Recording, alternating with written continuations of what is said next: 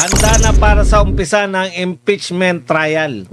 Mismong si Senate President Win Gatchalian ang nag-inspeksyon sa pasilidad sa loob ng Senado na gagamitin sa nalalapit na impeachment trial ni Vice President Sara Duterte. Ano to, partner? Kailan to? Sa Lunes na?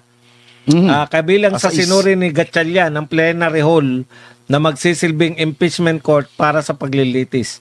Ayon sa senador, handa na ang Senado para sa pagsisimula ng trial sa Hulyo 6. Alinsunod sa Rules of Procedure on Impeachment Trials ng Senado, magiging bukas sa publiko ang impeachment trial. Uy, puti ka pa, partner. Unang araw mo palang nasalang sa EDSA. Kumusta kanina, partner? Actually, kanina, partner, medyo nagkaroon pa rin ng konting tensyon doon sa area. Pero bago natin pag-usapan yan, bati muna tayo. Okay, magandang araw po. Badong Aratilis, galing po, amoy usok pa po, galing lang sa EDSA.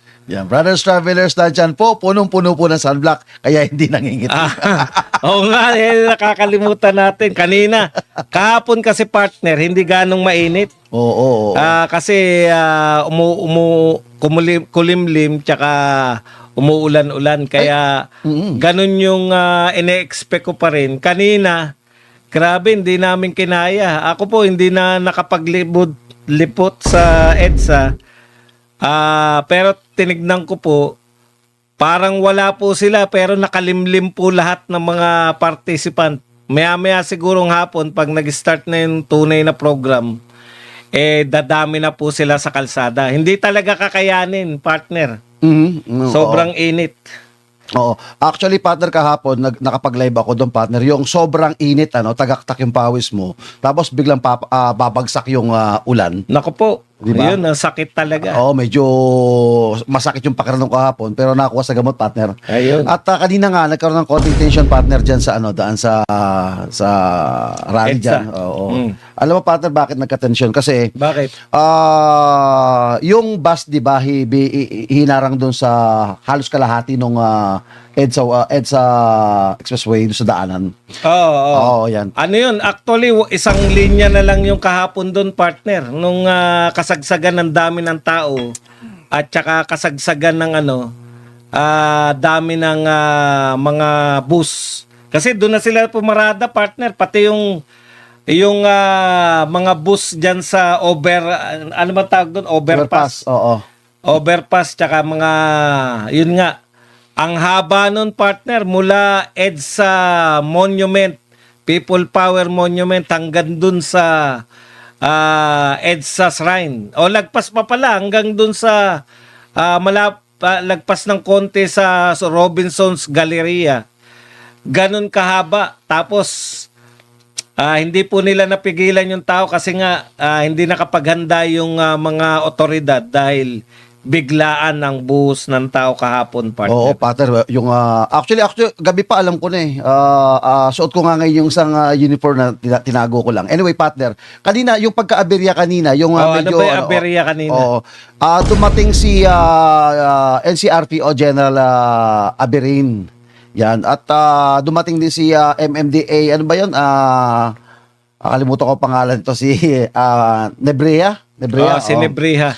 Kasi ang akala ho ng mga membro ng INC partner itotowing na yung itotowing yung irabas ng Iglesia ni Cristo. Okay. Kaya dumumog yung dumumog kagad sila, talagang lalaban. Kumbaga yung hinarangan nila, yung hinarangan pagtotoo nila ng kanilang mga services. Oo. Ang sabi ni General Abrin, wala naman towing na mangyayari. Ayan, wala naman towing mangyayari. Okay lang, wala towing na mangyayari. Sabi niya, nagkausap na kami ng pamunuan. Sabi niya, sige na, padaan. Iaatras lang naman natin yung bus para makadaan, sabi niya, itong mga motorista. Para mabuksan ng mas maluwag yung EDSA, partner. Oo.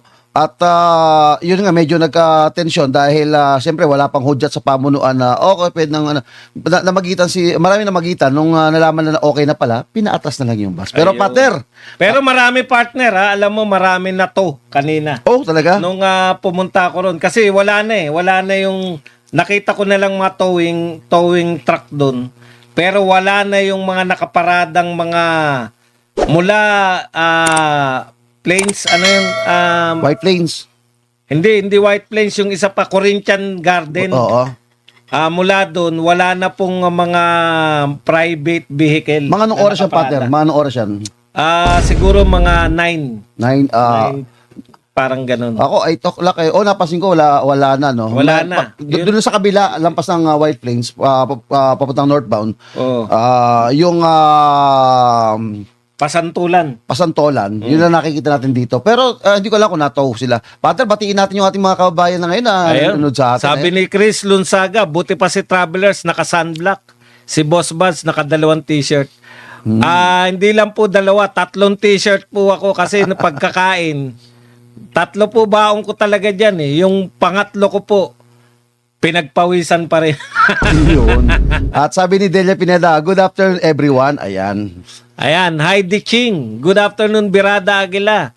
Sa lahat po, stay safe po. Yan. Sabi ni DT Hornify, nag-iipon na sila sa harap ng venue. Marami ang dumarating. Ayan. Ayan, yun naman po yung napansin ko doon, no? Yung wala pong tigil yung pagdami. Wala pong tigil yung mga pagpunta puro ng mga tao. At saka akala nyo lang, pagka sa ere kayo tumingin, parang walang tao kasi sa kalsada, bakante, partner, napakainit eh. Pero lahat po sila nakalimlim doon sa maraming puno po ron.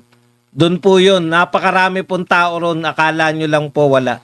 Yun. Namumula ka pa rin, Boss Buds. Opo, talaga, tisoy talaga ako. Oo. At batiin natin yung ating mga nanonood ngayon, ako binabati ko si Ma'am Irma Ong na nandiyan sa Hong Kong.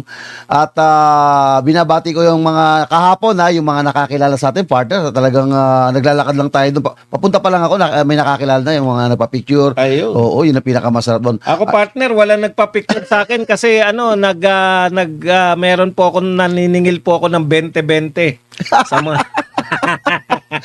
May bayad pala picture. Batiin muna natin yung mga kanina pa, partner. Sige, Sandy partner. Escolano, DJK 21, Crescenciano Prado, Sabel Meneses, Mel 13, Marites Connectivity, at saka si Hanili Galorio. Yan, partner. Yun. At kay Pauline Gonzales, Happy New Month mga kabirada watching from China. China all. Ayan, China all. Oy, China all.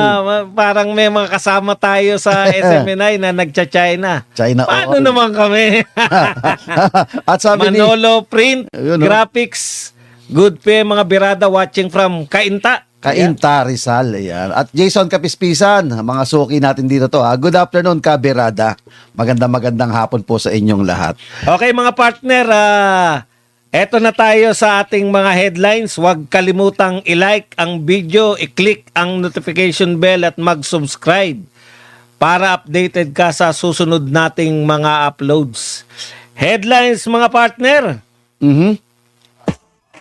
Sarangani niyanig muli ng lindol kaninang umaga. Grabe, Grabe, partner. Parang sukin-suki itong Sarangani. Grabe, partner. Ganyan din nangyari sa Cebu ba? Nung mayat-maya sa Cebu, no? Aftershock.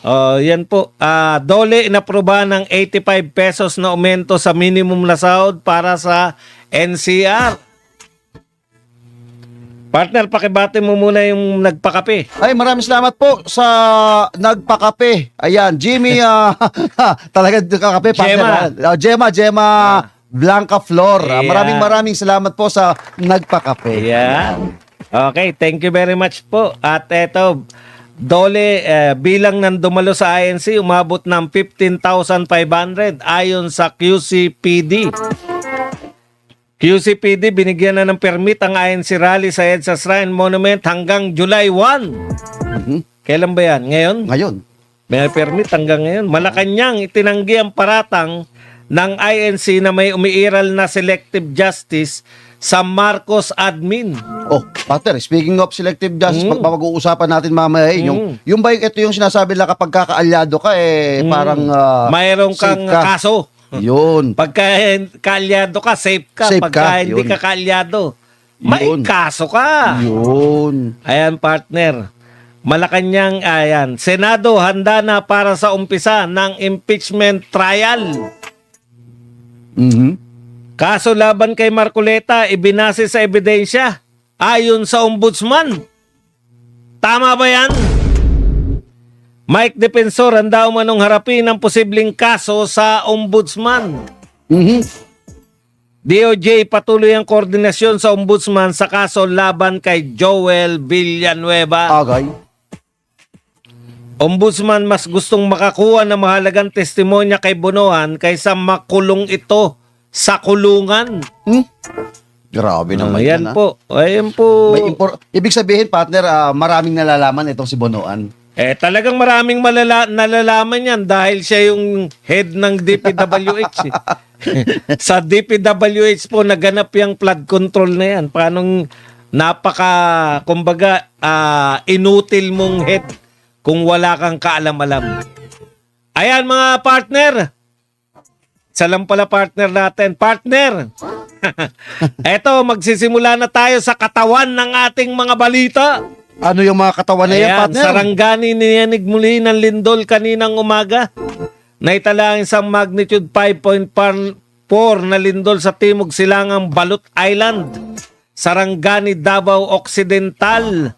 Madaling araw ngayong Miyerkules, July 1, 2026. Naganap ang malakas na aftershock alas 5:34 ng umaga.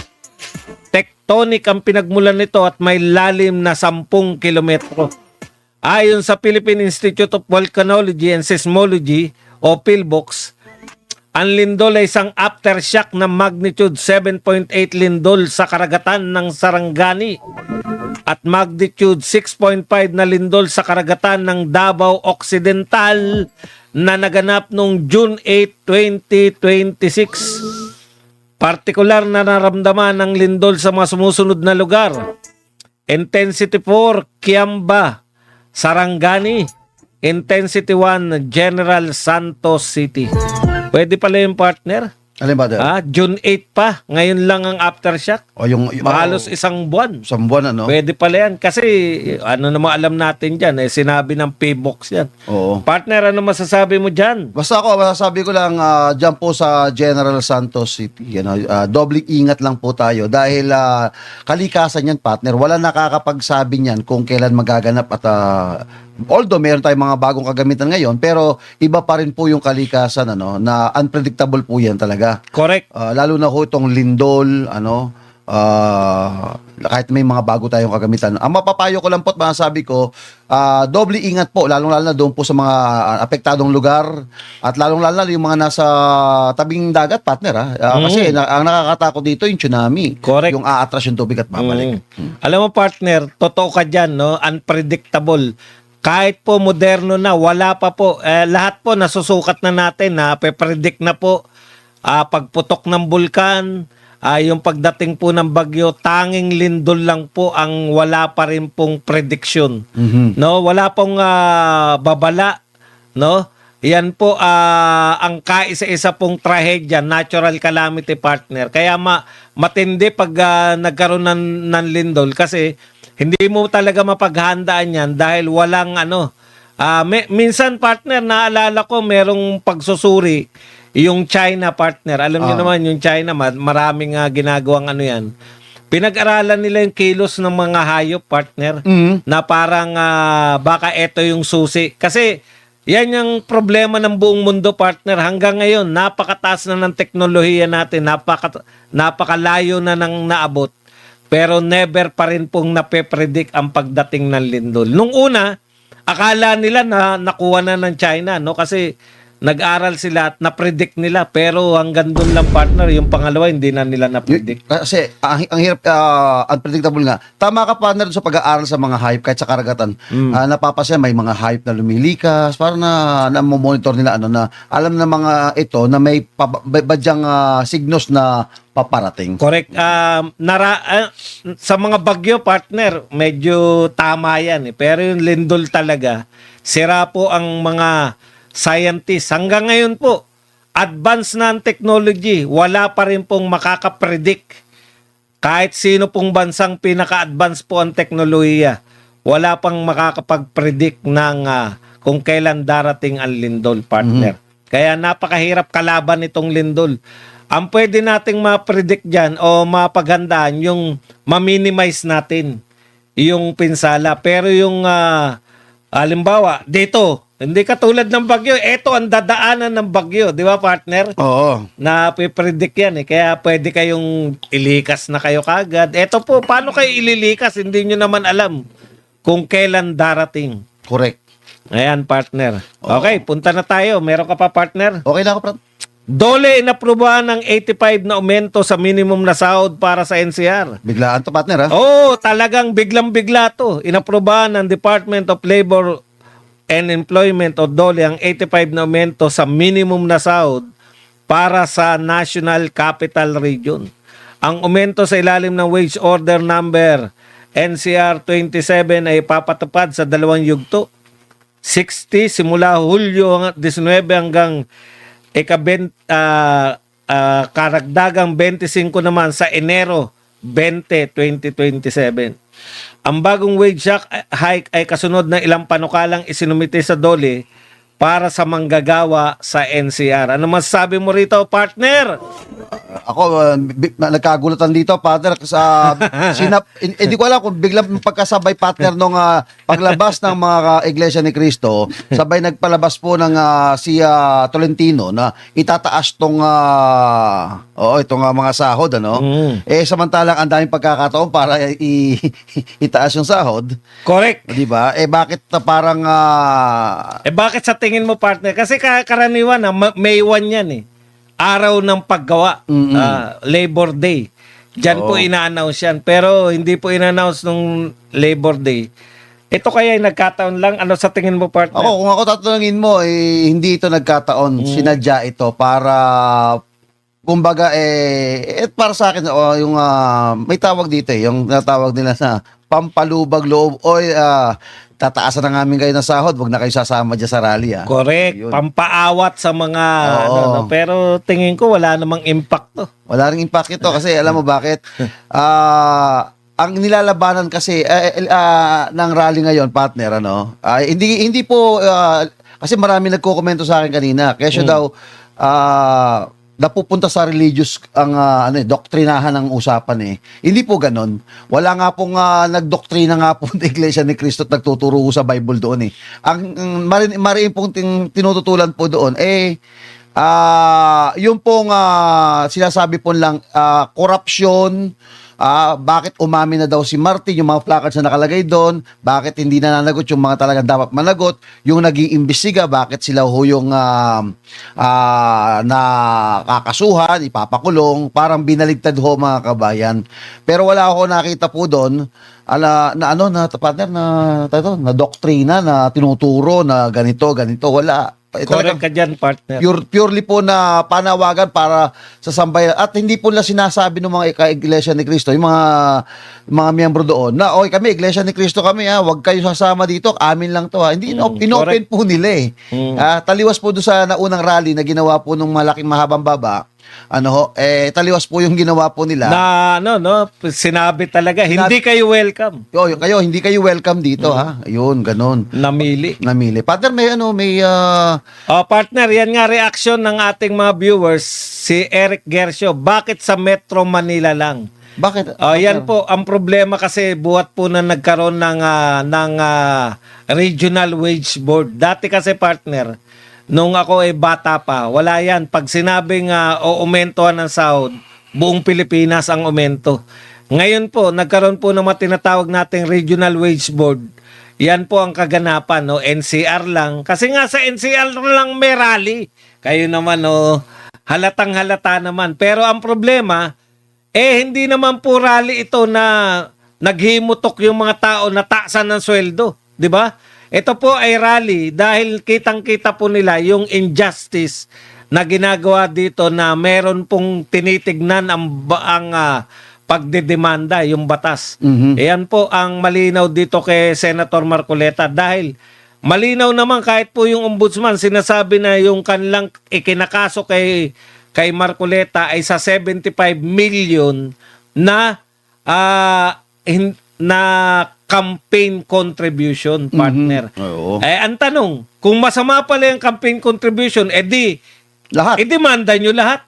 Lahat. Pati mula kay Marcos, kay Sara Duterte, at lahat ng tumakbong senador at lahat ng tumakbong mayor at governor dahil lahat po yan ay mayroong campaign contribution. Pero ombudsman din na nagsabi, maliban na lamang, bawal tumanggap ng regalo, maliban na lamang kung ito partner ay campaign contribution. Ito partner, tama yung sabi niya, problema no? ro? Nung nagsalita kahapon, Topacio apelyido, no? Selective. Selective, selective, sabi niya, ang kumbaga, hindi pantay-pantay, hindi pare-parehas. Pag sinabing selective, yun na nga, papasok tayo doon, sinabi mo, partner Buds. Kung talagang seryoso ang pamahalaan tungkol dito sa mga Flander case na to, na mga campaign donor, lahat ng mga senador, lahat ng congressman, dapat isahan. Pag hindi mo nagawa na isahan na demanda mo yan, kasuhan sa Sandigan Bayan, at tapos namili ka lang ng isa, may tuturing na selective po yun. Alam mo partner kung bakit nila patuloy na nagagawa yan? Bakit? Ganyan yung ginawa nila kay BP Sara eh. Confidential fund. Hindi lang po ang Vice President ang may confidential fund. Office of the President, AFP, NBI, lahat po ng mga nasa kapulisan at pati mga mayor at governor. Ang tanong natin, bakit masamang-masama ang dating ng confidential fund kay BP Sara pero wala nang ibang sinampahan ng reklamo sa confidential fund? Correct. At partner, Yan ano? yung selective. Yun ang pupasok ang selective. Yun, Kaya selective yun po yung sila. sasabi kahapon nung nagsalita doon sa Iglesia ni Cristo, na talagang selective ito. Tapos, sabi naman ng palasyo, hindi selective ito. In fact, kakampi nga, hindi ka kampi. Kinakasuhan. Kaya nga ako sinasabi kayong selective. Kasi nga po, plunder na nag-donation, dapat lahat ng nag-donation, hindi kayo magsiselect, eto lang Correct. ilalagay natin. Correct. Doon po na nasasabi na selective. Tapos sabihin nung tagapagsalita, si Attorney Claire Castro, sasabihin niya na, hindi, kahit nga kampi ng Pangulo, kinakasuhan, di ba? Okay. Sino po? O sige, magtukuyan tayo. Sino po? Ang kakampi ng Pangulo na kinasuhan. Kasi mahirap po yan eh. Ito po, may dalawang senador na kasabay ni Jinggoy na sabi kakasuhan. Di ba? Yan yung una talagang tatlo eh. Yung hinog na hinog Jinggoy, na. Cheese, tsaka si Villanueva. Villanueva. Oo. Sabihin nyo po kung nakasuhan po si Cheese tsaka si Villanueva. Oo. O, di ba? Sino po yung sinasabi niyong kakampi ng Pangulo? Ayan yung problema Partner, eh. basa muna tayo, partner. At 1,092 viewers na tayo, partner, ha? Yan, palakpakan natin. Yan. Oo. Painit pa po ang ating pinag-uusapan dito. Sabi ni Ate Heidi Mix Vlog, partner, ganyan sa amin noon, nagtaas ang sweldo pero nagbawas ng tao dahil di kaya lahat umentuhan. Ayan. Siyempre, may mga maliliit po tayong Oo. Kasi lahatan kasi noong araw eh. Oo. Okay. Partner, yan yung sinasabi nga natin na selective. No, Auntie Claire, dapat nagtutukoy ka ng tao. Sino yung sinampahan nyo? Maaring... May binanggit, partner. May binanggit. Sino? Ang sabi niya, kaalyado. Sino ba yung kaalyado? Baka tinutukoy niya kaalyado si Bong Revilla. Eto kasi mga to, kahit kaalyado ka, pag walang pakinabang sa'yo, di ba? Oo. Pwede kang tablahin ng mga to. Yun. Eh. Pero yung may pakinabang, yung kasalukuyang senador, hindi po nila yan. Ito si Bong Revilla, wala na silang pakinabang dahil hindi naman nanalo. Pwede nilang tablahin.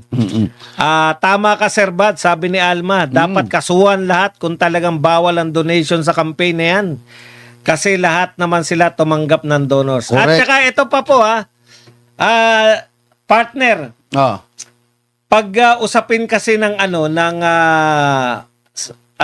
lahat ng anomalya tungkol sa eleksyon, dapat hindi ombudsman yan. Dapat COMELEC yan. Correct. At sinabi ng COMELEC, Yan, ano sinabi, partner? At sinabi ng COMELEC, partner, na clear itong si Senator Marcoleta. At sinabi talagang niliniso ang pangalan ni Senator Marcoleta at sinabing walang kaso sa COMELEC. Hindi may kaso pero napatunayan. Napatunayan na wala rin kaso kasi Walang pagkakasala. walang pagkakasala. May kaso pero Kinasuhan, pero pinawalang sala rin Yun. ng COMELEC. So wala rin kaso. Correct. Okay? Clear yung pangalan niya. Pero sabi nga pa may partner sorry ikukwento ko lang ito at mabilis lang naman ito. Okay. Meron po, sa Biblia po kasi mga kabayan, may Jesus eh. May Jesus Christ. Sabi ako, partner, sabi, manampalataya ka kay Jesus, maliligtas ka. Manampalataya ka kay Boying, ligtas ka rin. Pero hindi na punto ko Jesus Crispin, partner.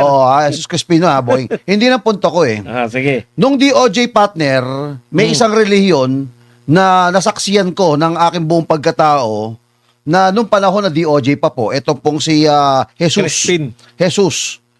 Jesus Crispin. Ayan. Hindi po si Jesus Christ Baka pagkamalan po ninyo kaming ano. Ang layo po ng itsura. Malayo po Ang layo. itsura. Mas pogi po si Crispin. Ayan. Okay, ito. Ngayon, partner, ito ito yung panawagan natin na sana hindi na maulit ito sa susunod pa na wala nang mga relihiyon. Tandaan mo ginawa kay Pastor, pinasok yung KOJC, inukay yung Jose Maria College, isang tao lang gustong hulihin si Pastor kahit walang sala. Binuhay lang ni Jesus Crispin yung kaso. Ay. Nung siya ay ombudsman. Nung DOJ, sorry. Ngayon, yung pong Jesus na tinutukoy po namin, Jesus Crispin po, Boy Rimulya, tumaas, napalitan po na rango. Pero siya pa rin po pangalan. Jesus pa rin. Napunta naman ngayon sa ombudsman. At ngayon, eto na naman si Marcoleta ang tinira niya, partner. Ngayon, dahil we are one, ang panawagan, at nakitang mali yata itong ginagawa mo, sinisigaw ng iglesia ko, you have bend the law, binabaloktot ang batas, kaya partner, eto lumabas. Kaya nung nakita ko yung nung may inaaresto sila doon sa bus kahapon ba yun? Nakita Bakit ko. nga pala inaresto yun, partner? Ewan ko, ba't inaresto yun? Pero naroon ka ba noon nung inaresto yun? Wala ka pa? Wala pa ako noon wala eh. Inaaresto yun. Alam mo, bumalik sa aking yung bumalik sa akin, yung KOJC, yung mga pinag-aaresto ho. Pero mas worse yung sa KOJC, partner. Wala namang ginagawa. Sabi Tore, papasok kami dyan. Merong ganitong oras, nagbigay 30 minutes, wala pang 5 minutes pa lang ang nakakalipas. Pumasok na doon sa loob ng compound, nanira pa sa likod. Pinapasok naman ng matinuho dito sa harapan. Tapos may mga pinagdadampot. Para partner, nakita ko yung ginawa kay Pastor dito kay Senator Marcoleta. Nakita ko yung KOJC na maaaring mangyari din sa Iglesia ni Cristo. Kaya lang, mga kapartner, kahapon nga, nangyari na yun, yung tulakan, yung hilahan, yung pag-aresto. Sa atin naman, sa experience natin, relatively, mas tahimik po lagi yung Iglesia ni Cristo pag nagrarally. Kesa po dun sa mga talagang wala pa pong rally, sumisigaw na. Oo. Okay, partner, may tanong dito. Alamin natin, may extension ba ang permit ng rally, mga Kabirada Aguila? Ito po ang atin palang pumapasok. Hindi pa po natin alam kung may extension, pero ang QCPD po ay binigyan na ng permit ang INC rally sa EDSA Shrine Monument hanggang July 1. Ayan. Okay. Pero bukas, ayon po rito, bukas naman palawigin ito kung sakaling humiling ng karagdagang araw ang INC. Sa ilalim ng Memorandum of Understanding ay inatasan ng INC na alisin ang mga nakahambalang na mga sasakyan sa bahagi ng EDSA People Power Monument upang maging maayos ang daloy ng trapiko. Ayun siguro, partner, kusa siguro yun. Kasi yung sinabi natin na wala na tayong nakita na private, ayon siguro yan sa kasunduan ng mga INC leadership at saka ng pamunuan ng NCRPO. Ano masabi mo rito, partner? Ako, actually, partner, kanina nga, narinig ko na yun nga ang bus, di ba? Kaya nga nagkaroon ng komosyon ng konti. Hindi namin ito towing. Walang towing na mangyayari. Sabi nga ni NCRPO General Abirin at saka si Abrea. Walang towing. Akala kasi nila, ito towing at pupwersahin, kuhanin yung ilahin. Di ba? Kaya yung mga miyembro po ng INC, pumesto po doon sa harapan. Ando doon na ako, partner. Kaya nga sabi ko, talagang kuhang-kuha ko eh. Ngayon, nung pinaliwanagan yung mga miyembro doon na iatas lang natin ng konti, sabi niya, para yung mga nagtatrabaho, makapasok. So, wala pong nangyaring towing. Nakamukha nung pagbabanta ni dating former General, ano pangalan nun? Yung Torre, yun. Ayun. Ay, namin niya naman eh. May video sila, di ba? Nakita na silang dalawa. Sino daw yung nanay nila? Ni Diwata. Di ba nakita silang dalawa, may video na kaya kumakalat ngayon? Isa lang daw ba? Oo, sabi niya, sino bang nanay daw nila? Siya, bakit ganun paggagawa? Grabe. Partner, punta na tayo rito. Baka wag na natin patulan si Diwata at si Torre. Kasi po, tignan nyo naman, may hawig talaga, di ba? Oo. Kung papansinin natin, kaya nga po tinawag na Diwata si General Torre. At hindi niya naman kinakasakit ng loob. Ayo, talaga naman sikat naman si Diwata. Hindi naman. Bakit ka naman aangal pa doon? Naman. Partner, ito po. Sumagot po si Auntie Claire dito po sa sinasabing selective justice sa Marcos admin. Sa palace briefing nitong Martes, pinabulaanan ni Presidential Communications Office Undersecretary Claire Castro ang pahayag ng pamunuan ng Iglesia ni Cristo na may umiiral na umanong selective justice sa ilalim ng kasalukuyang administrasyon. Ayon kay Castro, hindi ito totoo. Oo, Dahil maging ang mga kaibigan at kaalyado ng pamahalaan ay nahaharap sa mga kaso kapag may sapat at na ebidensya laban sa kanila. Aniya, patunay na seryoso ang administrasyon sa pantay na pagpapatupad ng batas. Binigyan din ni Castro ang panindigan ni Pangulong Ferdinand Marcos na walang sino mang exempted sa batas anuman ang kanilang kulay sa politika o relasyon sa administrasyon. Nauna nang sinabi ng Iglesia ni Cristo na selective justice is an injustice at hindi umano sila mananahimik sa nila ay malaking paglabag sa katarungan. Samantala, sinabi ng Malacanang na wala pa itong impormasyon kung may balak si Pangulong Marcos Jr. na makapagpulong kay Iglesia ni Cristo, Executive Minister Eduardo Manalo kaugnay ng protesta ng grupo sa EDSA. Partner? Oo, partner. Yun na nga. Again, sa nangyayaring balik pa rin tayo dito pa rin tayo sa rally dito sa kaganapan ng rally ito. Partner, yung permit, doon tayo sa permit. Tingin ko sa permit tayo, At parang anytime yata pwedeng palawigin yun. Oo, sabi niya, Ngayon po niya malalaman po yan ngayon kasi siyempre July 1 na ngayon, di ba? Oo. So malalaman niyo po kung may panawagan pa rin yung pamunuan ng iglesia kasi sila po yung kumbaga may yung yung nag-organize na ng permit para sa rally. Kasi may sigaw sila, partner, walang uuwi. Tungkol naman dito sa selective, Hintayin nyo lang po ibig sabihin, no? Oo. Ayan, wag po kayo mag-alala. Nag-rally nga kayo na walang permit. Ngayon, may permit, tsaka kayo nag-aalala. Hindi, ito. Partner, ito nung ang gobyerno ang bumabaloktot ng batas, Ayun. okay lang sa kanila. Di ba? Ito nung ito hong nag-surprise rally po, kung tutusin, hindi naman kailangan ng permit kasi ano naman yung lugar tawag dito, may tawag din yung Freedom Park yan oo. Kaya lang yung overcrowded na nga lang ang dumami. Anyway, sa akin pagkakaunawa, nung sila ho ay kasalukuyang binabaloktot nila ang batas, okay lang. Silang nasa gobyerno. Konting-konti lang ho ito na actually nakikita ko wala naman illegal dahil nga Freedom Park ito, sasabihin agad nila, walang permit, illegal yung ginagawa nyo.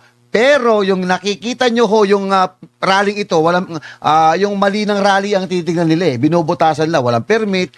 Pero pag pinag-usapan mo naman yung ginagawa ng gobyerno na sinasabing bendalo, binabaloktot ang batas, yung mga dapat kasuhan, nagiging state witness, yung nag-iimbestiga, sila po yung nakakasuhan. Medyo talaga hong may madidismaya po kayo. Now, yun na pag-usapan natin kanina, balikan natin yung selective. Yung selective. Again, yung pa rin po yung komento po namin, yung selective. Kung kami po dito ay meron po tayong 24 na senador, at 315 yata, 310 na congressmen sa mababang kapulungan, sana ho lahat po ng mga yan na nagbigay ng donasyon sa kanila, dapat kasuhan nyo rin at hindi lamang iisa. Kapag kaisa lang ho ang kinasuhan ninyo na plunder na nagbigay ng donasyon, papasok po ang salitang selective. Partner, palakpakan muna natin at Tayo umabot na sa 1.4K viewers. At syempre, huwag kalimutan mo mag-like, mag-share, at mag-subscribe. Ano po, and click the notification bell para lagi po kayong updated sa live po natin at mga ina-upload ng Birada Agila. Okay, yun nga po, yung selective po kasi, bakit napakahigpit sa mga kaso, sa mga kaalyado ng mga Duterte o sa mga kritiko ng Pangulo, samantalang yung napakalaki po, wag na po nyo sabihin na kakampi nyo o ano, hindi po importante yan eh. Sa kritiko po, ang bilis ng magkaso.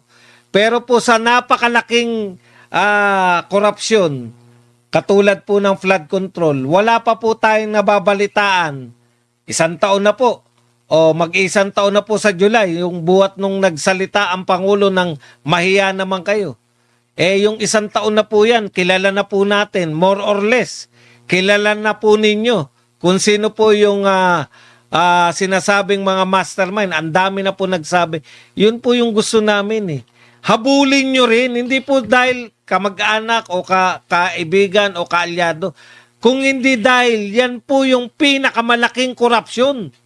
Bakit ang tinututukan nyo yung kalaban nyo sa politika, bakit hindi po? Now, kung tutuusin, wala naman po talagang kaso, lalo na yung kay Marcoleta. Ano po yan talaga? Ako naniniwala talaga ako sa sinasabi ni Senator Marcoleta na imbentong kaso lang po kasi napawalang sala na yan ng COMELEC. Okay, basahin natin to partner at sagutin natin tong sabi ni Sabel Meneses. Ano po kaya ang mangyayari after nitong rally na to? Makakabuti po kaya sa ating bansa ang lahat ng sakripisyo ng mga tao, partner? Magandang katanungan yan, partner ha. After this, anong mangyayari? Ako ito ha. Ako naniniwala ako na yung sinisigaw nila na walang uuwi hanggat hindi nakukuha yung totoong hustisya. Bakit po ba nagkakaroon ng rally? Kasi nga po, para ho ipanawagan na boses ng sambayan ng Pilipino, yung nangyayari po sa ating gobyerno. Correct. Yung tanong ngayon is ganito, partner, ha? After this, ano mangyayari? Baka mauwi lang ito, pagkatapos to, uwian na, babay na, ganyan, di ba? Kasi, kasalukuyan ho, mga kabayan, first time na ho nangyari ito, ha? Sa gobyerno ho natin, alam mo, partner, hindi maganda ito na nagkakagulo ang bansa tapos ang presidente ho nawawala. Ayun. Correct. Pero ito makakabuti po itong rallying ito kung pakikinggan ng gobyerno yung hinaing ng mga nagrarally. Correct. Kasi may ganyan ho hindi ka mukha dati Pangulo Rodrigo Roa Duterte, mag-rally ka dyan. Hindi at papatawag ka niya. Ano ba sinisigaw-sigaw mo dyan? Correct. Pumunta ka dito at mag-usap tayo. Iyon. Di ba? Tama. Ito ho, may rally dyan. Pakialam ko sa inyo, punta ako Canada. O, di ba? O, kaya ho, ang dalawang bagay lang ho ito, makakabuti po ito kung makikinig po ang gobyerno. Ngayon, kung magmamatigas po ang gobyerno, kung bigla ho yung mga tao dyan, pasalamatan muna ito, partner, dumating kahapon. Sino? Mayor Dinan Labong ng Santa Ana, Pampanga, dumating po doon. Headed by, palakpakan natin. Palakpakan natin. Hindi lang yan, sina ex-mayor Teddy Tumang, dumating din po doon. Kami lang bitbit. At saka yung ABC president na kaibigan ko, siyempre, si Terence, ayan. Ayan, sip.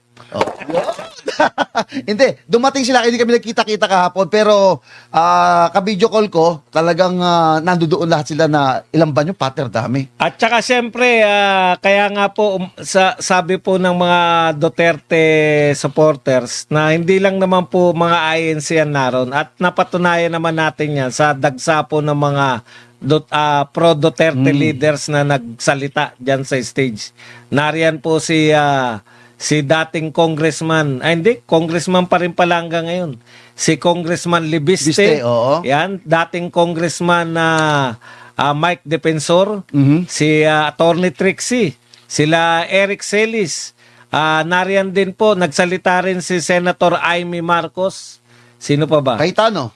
Si Oo. Senator, dating ex-SP, Kasi Senator Cayetano. nagkaroon ng pagkakataon kapon na short lang naman na panawagan at short interview kay Senator Cayetano. Yan. Ano sinabi niya, partner? Ano Sabi panawagan niya? Ang panawagan niya lang, pumunta po kayo dito, magsama-sama po tayo Ayun. at labanan po natin ang korupsyon. At saka nagpapasalamat tayo siyempre sa mga hindi po nagsasawa na batiin tayo na eto partner, alam mo, sobrang init kanina. Alam po ng mga viewers natin yan na apektado talaga tayo niyan kasi parang mahihit stroke ka sa init. Oo. Pero kaya po kami punta pa rin po ng punta. Ako particular, kaya ako punta ng punta dyan.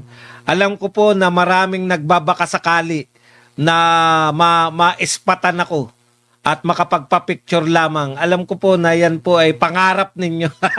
Yun, no? Ay, Biro lang po, biro. Hindi, So partner, yung mga may nagpapapicture po, maraming salamat po sa inyong lahat. Tsaka may mga nagpapakain ng saba. Ang sarap ng saba. Pag gutom na gutom kayo, nilagang saba, partner. Oo.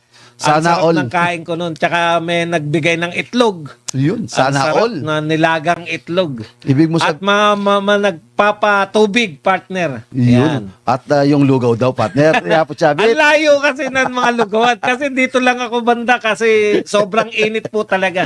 Oh. Hindi po talaga kayo makakatagal. Paano magkano ba yung picture mo? Ako kasi yun ang papicture sa akin, libre. Actually, to be honest, yung sa akin kasi, partner, pagpasok ko sa entrada, may nakakilala sa akin. Yung si Partner Travelers, papicture agad. Tingin ng partner yung tinginan yung mga INC. Sino ba to? Sino ba yung artista na yan? Sino ba to? Hindi naman sikat ito.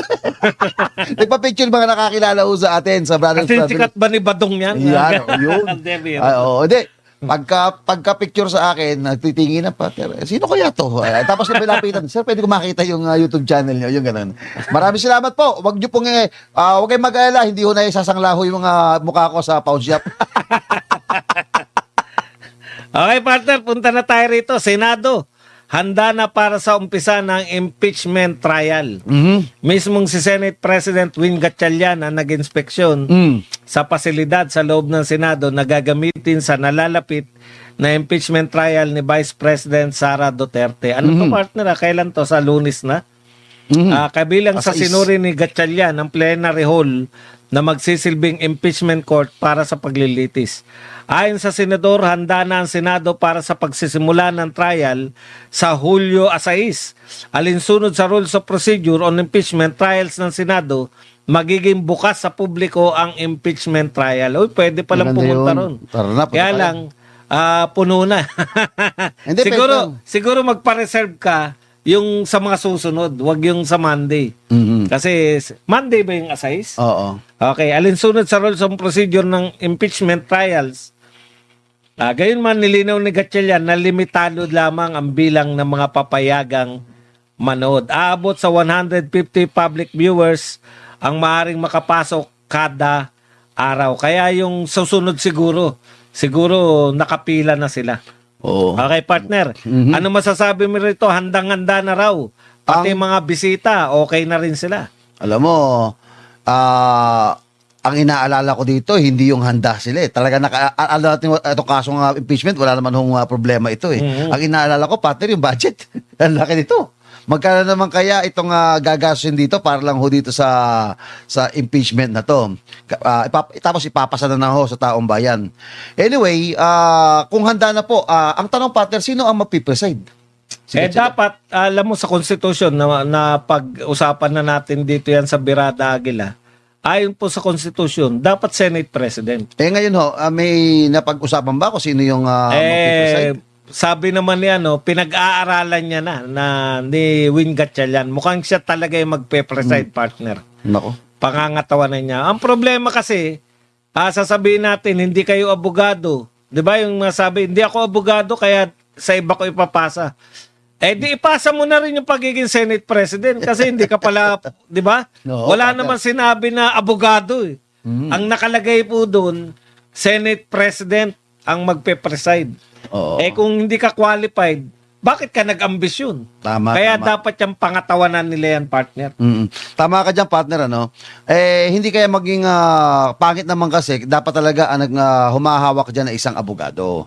Mapapwersa siyang, tsaka hindi naman siya bagito sa pagiging senador, partner. Ang pinag-uusapan dito kasi, rules of procedure ho ng ano yan, ng para silang nasa korte na talaga yan. Hindi talagang korte na yan. Correct. Kaya lang, ang mas sigit na, for example, meron hong pumasok dito, objection, Your Honor. Yun. Yan ha.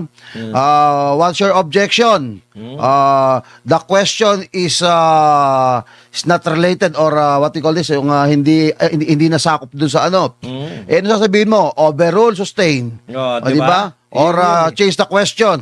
Correct. Pag hindi ka nakakaintindi ho ng mga batas, hindi mo alam ho yun, baka ho maging comedy ho ang mangyayari ho dyan Ayun. sa... O kaya, Diba? partner, pag-aralan niya yung ginagawa ni Hontiveros Na GPT. na mabilis. Hindi, mabilis eh. Mabilis na. Lahat yan text sa kanya eh. Di ba? Oo. Ite-text sa kanya ng abogado. Marami na ma-stop na abogado yung mga yan. Oo. Ite-text sa kanya na abogado. Ano lagi siya nakayoko? Correct. Yun talaga mangyayari. Kasi kung siya lang, yung kakayahan niya lang, talagang parang mahirap po. Parang di halata. Ilagay niya din sa harapan niya kaya. Tapos Correct. may mo siya. Parang hindi halata ano. Yung parang salamin na Oo. binabasa ng mga Parang ganito big sa atin, time ayun, na na pag meron kang anong tawag doon? Yung salamin lang yun pag nag-speech yung mga tao, kala mo walang binabasa. Kung ano man ang tawag doon. Yan na yun. Teleprompter. Teleprompter, ayun. Pero nasalamin. Ganun dapat kasi hindi ubra eh. Hindi talagang pangangatawan nila na maghabol sila ng paano mag-preside. Alam mo na yan na ikaw magpe-preside na pinangatawanan mo pa yung pagiging president. Ang problema natin diyan, partner, kung may mga makukulit na tao, kasi pag abogado, alam nila pwedeng patigilin eh. Mga abogado po yan. Pag abogado yung presiding officer, alam niya kung kailan nagmamalabis yung isa eh. Pero katulad nakita na natin yan kay Enrile. Nakita natin yan kay Enrile lang pala kasi yung isang una nag-preside kay ERAP, Davide. kay si Davide ay Supreme Court Justice. Yun po kasi ang rule eh. Pag presidente ang ini-impeach, Supreme Court Chief Justice. Pag iba po ang ini-impeach maliban sa presidente, ang dapat po ay Senate President ang presiding officer. Ayun. Wala po kayong magagawa. Yan po ang nakalagay sa Constitution po. Hindi po rules nyo, Constitution ng Pilipinas. Mas mataas po ang Constitution kaysa sa rules ng Senado. Okay, partner. Kaso laban kay Marcoleta, ibinase daw sa ebidensya ayon sa Ombudsman. Giniit ng Office of the Ombudsman na nakahandang kaso laban kay Senator Marcoleta ay nakabatay sa ebidensya at hindi sa politika. Ayon kay Assistant Ombudsman Miko Clavano, malinaw umano ang mga ebidensya ebidensyang nakalap ng mga investigador, kabilang ang pahayag mismo ni Marcoleta tungkol sa umano'y hindi idineklarang 75 million donasyon noong nakaraang eleksyon. Nauna nang inakusahan ni Marcoleta ang administrasyon na ginagamit ang kaso upang patahimikin siya. Subalit tinutulan ito ng ombudsman. Partner, ano masabi mo to? Partner, Nakabase raw sa ebidensya. Base sa ebidensya? Ano naman ang ebidensya nila? 75 million. 75 million. Campaign donation. Ang tanong, ano ba plunder? Ang plunder ho, alam ko, ito sa mga nakakaintindi ho, ang plunder po, nagnakaw ka sa kaban ng bayan. Pera po at galing po sa buwis ng bayan. Yung budget na binigay sa'yo, ninakaw mo, ibinulsa mo. Partner, yung bang ibinigay sa'yo, yung bang i-donate sa'yo, ay may tuturing bang nakaw yon? Hindi, partner. Kung hindi- Lalo na specific Kung specific donate sa'yo, na para sa kampanya. ano ba ibig sabihin ng plunder, partner? Talagang plunder, nandarambong ka. Mandarambong ka. Nandambong ka ng 50 million pataas. Ibig sabihin, may ninakaw ka. Oh, yung bang Hindi nanakaw, partner. mandarambong, Mandarambong, mas malaki pa sa nakaw. okay. O sige, mandarambong ka.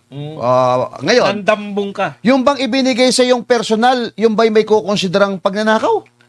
Depende yan. Bawal kasi sa gobyerno ang tumanggap ng regalo. Kung hindi ka pa naman senador at ikaw'y tatakbong senador, during that time na tinanggap mo yon para sa campaign period mo, pagka senador, hindi ka pa senador. Hindi, ano siya, congressman. Congressman siya doon. Hindi, partner, kung tinanggap niya yon, kasi pag tumakbo ka nag-file ka ng COC, partner i-consider na hindi ka na congressman. Ito yun, partner Ang sinasabi dyan ni Calabano, si Calabano mismo, bawal magregalo sa government official maliban sa campaign donation. Kaya ang usapin dyan, partner, yung bang binigay campaign donation o hindi? Campaign donation. Ayun. Ngayon, anong problema nila? Bakit nila binubutasan? Doon nga ho umalma, ito hong ang mga kapatiran ho ng Iglesia ni Cristo ngayon na ipinapaliwanag niya, mga kabayan, na sinasabing yung ibinigay, idinonate, hindi po yon nakaw. Ngayon, magkaibang kaso naman po, mga kabayan, yung salita na kung ang isang opisyal ay hindi ho, bawal hong tumanggap yan, pag kinuha mo yan, yung ba'y plunder din ba? Hindi na ho, di ko maintindihan pa, partner. Dalawa kasing kinaso, bribery. Oo. Di ba? Pagka binigyan suhol ka, naman yun. Naghahanap yan ng kapalit. Yan. Yung bribery ho, nanuhul ka. Kung sinuhulan mo ang isang opisyal, kapalit ho, in return, na may hinihingi ka. Correct. Second, pasok naman ho tayo, mga kabayan, doon sa, Pandarambong. Pandarambong. Ito ang salitang plunder ay pinagsama-samang salitang plunder, pagnanakaw o pandarambong o graft o corruption. Ayan. Karaniwan itong ginagamit sa politika upang larawan ng malaking pagnanakaw ng pondo ng bayan. Correct. O yaman ng gobyerno ng isang opisyal na pamahalaan. Again, Correct. tinukoy, partner, pera ng pamahalaan, pera ng gobyerno. Correct. Sa Pilipinas, ang plunder ay isang mabigat na kasong kriminal na isinaad sa plunder law. Maaring masampahan ng kasong plunder ang isang taong pampublikong opisyal kung siya ay nakakuha ng malaking halaga ng yaman mula sa katiwalian o illegal na gawain habang nasa tungkulin. Correct. Yung ba, partner, ibinigay sa'yo, regalo sa'yo, yan, illegal ba yun? Ngayon sabi niya, hindi, tumanggap ka eh. Kapag tumanggap ka na may kapalit, illegal. Pero kung binigyan ka niya dahil birthday mo, o tulong ko lang sa yan. Tulong nga. Talagang yun ang intensyon. Nagbigay ako, tutulungan ka para maging senador ka. Yun. Campaign contribution. Campaign donation. Di ba si Chis Escudero meron din ganyan? Correct. Lahat ng politiko merong campaign donation. Bakit ba't tinasampahan ng plunder kay si Chis Escudero? Lahat. Lahat siya may ganyan. Ng campaign donors, bakit hindi nyo sampahan? At doon pumapasok, partner, yung tatawag na selective lang. Kasi bakit? Sa aking paniwala, sa pantaha, si Senator Marcoleta po, hindi niya kasi tinigilan eh. Correct. Gigil na Hindi gigil sa kanya. hindi niya tinigilan tong flood control. Kaya, anong nangyayari, partner, yung nag-iimbestiga, siya ang ipapakulong. Yan Ngayon, talaga ang nangyari niya. Ngayon, yung mga dapat imbestigahan doon sa flood control, tahimik na, wala na. Di ba? Partner, ano ba nangyari dito sa hinog na? Hindi ba sabi nung nakaraan hinog na itong si Villanueva. Bakit mukha ngayon bumalik daw yan sa PI, preliminary investigation. Ano nangyari, Secretary Ombudsman Ombudsman Boying Rimulya? Ano nangyari? Kala ko ba hinog na? Kapag hinog na, kulang na lang niya, mahuhulog na sa... Kung hindi mo pitasin. Oo. Kusa na mahuhulog. Baka mabulok yan. Ngayon, yung hinog na, partner, manibalang nga, hindi pa na tumama. Anong ibig sabihin nung hinog na, tapos pabalik ka sa... Partner, magkaiba yun Pag hinog ka na, tapos ibabalik mo ulit sa... Maniba. PI. Preliminary investigation. Hindi pa rin maniba lang yun. Bubot Talagang pa rin yun. wala pa. Di ba? mukhang nag-iba na ho ang ihip ng hangin from hinog Mahinog. doon ho sa grabe. Pero Father, ano masasabi mo ngayon dito? Na safe na ba itong itong mga to? Samantalang si Senator Villanueva na nagpupursige ho sa flood control, eto na, kakasuhan na. Kakasuhan na ba si Villanueva? Hindi na. si Marcoleta. Si Marcoleta. Oo. Yun nga, sabi nga ni Senator Marcoleta, yan naman po, yung pagpapakulong sa kanya, alam naman niyang papakulong siya. 'Di ba? Kasi alam na nga niya na yung ombudsman natin ay naniniwala sa bendalo. Kasi tinanong siya siya po yung tinanong noon, no, ni Erwin Tulfo ng, is that right, Mr. Secretary? Buhat daw ng sumagot, sabi ni Marcoleta, buhat ng sumagot ng yes sir si ombudsman. Alam niya na posibilidad talaga na ipapakulong siya. Bakit po ipapakulong si Senator Marcoleta sa gawa-gawang mga kaso? Kaya po siya ipapakulong, sabi rin ni Marcoleta hitting two birds in one stone. Una, mapapatahimik siya dahil siya po ang pinakamadaldal, pinakamaingay sa naghabol ng flood control, di ba? Tatahimik na yung pinakamadaldal. Ibig sabihin, yung kinakailangan nila, eto si Marcoleta, napakatapang, pero tignan nyo, kaya naming patahimikin. Di ba? Yan yun yung kumbaga, pananakot din yan sa mga iba pang senador. Ikalawa, alam po nila na magiging sakit ng ulo nila si Marcoleta pagdating po sa impeachment ni BP Sara. Dahil siya po ang isa po sa pinakamaalam sa batas dito po sa mga senador. Di ko naman sinasabing siya po ang pinakamarunong sa mga senador. Pwedeng mas marunong yung iba. Kaya lang pagkakaiba po ni Marcoleta, yung kaalaman niya sa batas, pinapractice niya, pinagpipilitan niya. Samantalang itong sa iba, wala po talaga. Kasi marami matatalino dyan, partner. Si Chis Escudero, alam ko matalino yan. Nakita naman natin nung panandalian siya naging Senate President. Kaya lang naging tanda sa kanya yung putya, Senate President na nga ako. Pwede pala akong tanggalin anytime, di ba, partner? Yan, no? At, Pater, at hindi ito first time na nangyari. Si Senator Marcoleta po, mga kabayan, hindi ito yung first time na nangyari na nagkaroon ho ng ganitong panggigipit. Nung congressman pa po ito, siya po ay umupo sa Blue Ribbon Committee. He's a member of the Blue Ribbon Committee. And all of a sudden, yung mga kasama niya, naalala ko pa noon dahil pagka political vlogger ka, nakasubaybay ka dyan, kamukha ni Paduano, ni Abante, nabubuhay pa noon si Akop, di ba? Tapos, naalala mo, nabansagan siyang hopya. Naalala mo? Yung ninakawan siya ng hopya, partner. Hindi siya binansagan. Ninakawan siya ng hopya. Oo. Ganun kalupit dyan sa House of Representatives. Kinain yung dala niyang hopya.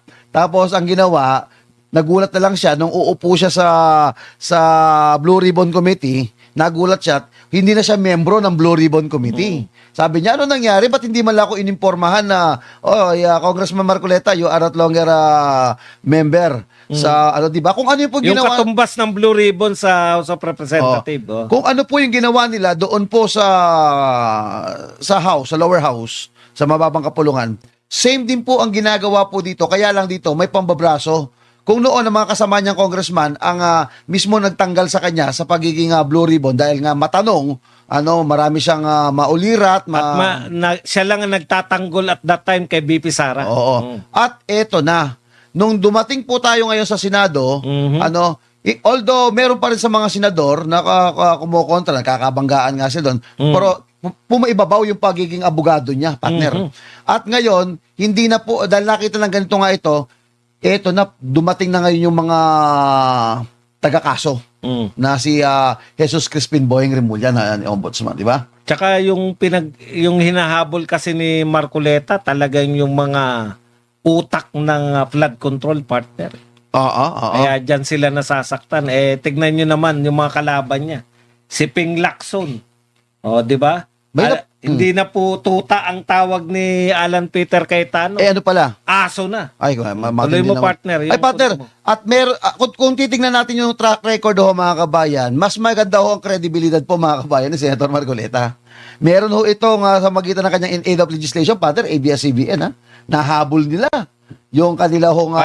Diyan ko nakilala si Senator Marcoleta kasi sa akin, hindi po siya talaga kilala eh. Unlike nito, ang sikat nun na babanat talaga sa ABS-CBN, yung pinaka-leader nila na babanat, si Mike Defensor, partner eh. Mm-mm. Kasi congressman siya nun eh. Mm. Tapos sabi ko, bakit wala si Mike Defensor? Nung narinig kong kung paano bumanat si Marcoleta, Oo. humanga ako rin, partner. Talaga? Tsaka yung tatay ni Keiko Barsaga, Oo. si Congressman PD Barsaga. Yun. At saka, eto, baka magulat kayo tatlo yan sila na medyo hindi na kabataan. Oo. Marcoleta, PD Barsaga, at saka si Boying Remulla. Sila po yung mga bumibira nun. Sila po yung magkakakampi na bumira doon sa ABS-CBN. Kaya talagang etong mga Remulla talaga nun, kaalyado to ni Duterte nung panahon na yun. Kaya lang, iba talaga yung ihip ng hangin. Iba talaga, partner. Talagang ganyan sa politika at normal yan. There is no permanent friend and there is no permanent enemy, ika nga. Basta alang-alang ho sa kanila hong posisyon. Okay, partner. Punta na tayo rito kay Mike Defensor. Mm. Handa umanong harapin ang posibleng kaso sa ombudsman. Nakahanda ang dating kongresista na si Mike Defensor na harapin ang posibleng kasong isasampa laban sa kanya ng Office of the Ombudsman. Ayon kay Defensor, gagamitin niya lahat ng legal na paraan upang patunayang wala siyang paglabag sa batas at hindi rin umano siya magtatago. Nauna nang inihayag ng ombudsman na kasama si Defensor sa mga haharap sa posibleng kasong plunder kaugnay ng umano'y 75 milyong donasyon sa kampanya ni Senator Rodante Marcoleta. Partner. Partner, unang-una sa lahat, during that time na may 75 million, si Defensor ba ay nanunungkulan? I mean, may posisyon ba siya? Wala. Wala. Mm. Para kanino tong ang plunder ang ombudsman ba ay pwede bang magsampa sa mga civilian? Okay lang ba 'yon? Hindi ko ano eh. Pwede yun kasi, partner, nakipagsapwatan sila sa government official. Parang si Napoles, hindi naman siya government official, pero nakipagsabwatan siya eh. Nakipagsabwatan siya sa mga senador at sa mga congressman, yung PIDAP nila. So, sa makatwid, etong donasyon na ito, donasyon hindi po to nakaw Hindi, number one, hindi ito perang kabayan. Correct. Lilinawin po natin sa ating mga nanood. Ito pong 75 million pesos to, hindi galing sa buwis ng pinagpaguran po natin. Partner, para konting-konti lang. Para po sa kaliwanagan nito, ito yung nakakalimutan natin sabihin sa inyo. Ang kinakaso talaga nila rito, kasi hindi raw diniklara ni candidate Marcoleta sa sose niya. Okay. Ang point po dyan ni Senator Marcoleta, paano mo idideklara yun? Binigay sa kanya yun bago yung campaign period. Yun po yun, tinitek, sa madaling salita, walang nakawan na naganap, pero tiniteknikal lang siya. Partner, tuloy mo. Tama ka dyan, partner, ano? Doon ako mapopokus kay Mike Defensor. So, kasi kaso na eh. Kaso na eh, oo.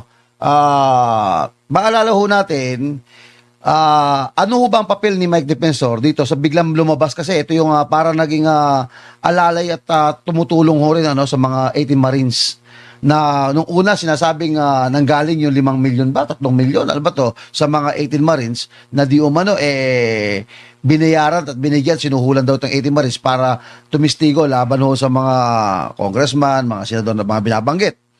Ngayon, ang nakikitang lagi nakaproja partner si etong si Mike Defensor. Pero itong si Marcoleta, siya naman ang taga-imbestiga. Etong tanong dito, kaya ho kayo, huwag ka syadong magpapasikat. Mahirap na kapag sumisikat ka eh. Correct. Kapag sumisikat ka, kaakibat ho ng pagsikat ang kaso.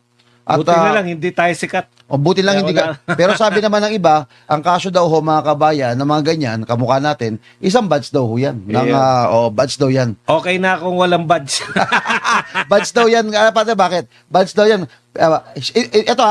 Ito katabi ko po, badge. Badong puto, tawag na badge. Hindi po badge. Kaya po, Okay na po sa kanila. Badge of honor, ika nga. Partner, sa kanila lang yung sa kanila yung honor, yung badge of honor. Kasi kakibat ng badge of honor nila yung kaso yan. Gastos. Gastos so yan. Mahirap kumuha ng abogado. Oh, kaya po ito po yung selective justice na tinatawag natin. Kasi alam na si Marcoleta, si Defensor Oo. ay madikit dito sa 18 ex-Marines, no? Kaya po hinahanapan, actually ang dami na natin na balita na pwede ikaso sa kanya. Ito po, iba pa to. Sa plunder case ng 75 million, iba pa ron sa anong kaso naman yun, yung human trafficking. Kaya talagang yan po yung selective justice. Bakit po? Ang laki po ng korupsyon sa flood control at matagal na po yung sinabi ni BBM last year pa po, no? Matagal niya na sinabi na mahiya naman kayo. Bakit wala pa rin pong malalaking isda na nahuhuli doon? Bakit panay pagtatakip? Alam nyo yung sinasabi nyo na susundan yung ebidensya.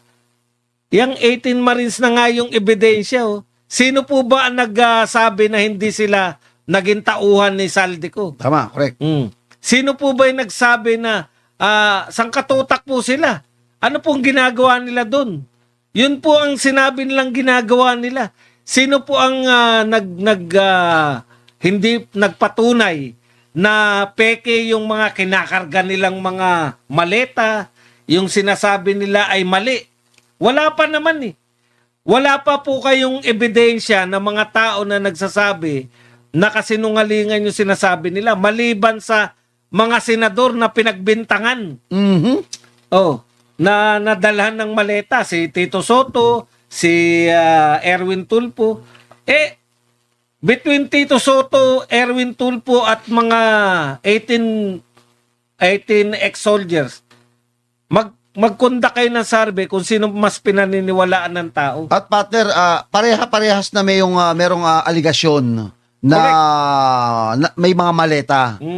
Pero imbis na pag-usapan natin, soriin natin yung may mga binabanggit na mga aligasyon, safe sila. Parang nakasandal sa pader. Pero itong pinag-uusapan natin, ito mga 18 Marines, inumpisahan niya sa isa eh. Isa lang ang lumabas diyan. Alam mo pa, partner, nung pinapanood natin yon, tinira lang si Gutesa dahil lang sa sworn statement niya, sabi niya, doon sa abogado, na hindi ka nanumpa talaga sa totoong abogado, pineki mo itong sworn statement mo, dahil kay Lacson yan. Nung magkaganon, peki, let's say, for the sake of argument, sabihin mo na, sige na, pagbigyan mo na si Lacson. Kaya lang mga kabayan, yung kasama ni Gutesa, hindi po isa, kundi 18 lumabas, na magpapatunay na kasama nga ito, eto na, pansin natin, nung lumabas yung 18, ay hindi, gawa-gawa nyo lang yan. Kamukha nung ginawa ko paninira kay Gutesa, same din po ang ginawa dito sa 18. Di ba, partner? Partner nabanggit mo si Lacson. Alam mo sinabi ni Lacson, wala naman nagko-corroborate, di ba? Natatanda mo yan. Kaya hindi raw katanggap-tanggap yung testimonya ni Gutesa kasi wala nagko-corroborate. At nung may mag-collaborate, anong ginawa naman? Hindi niya pinatatawag sa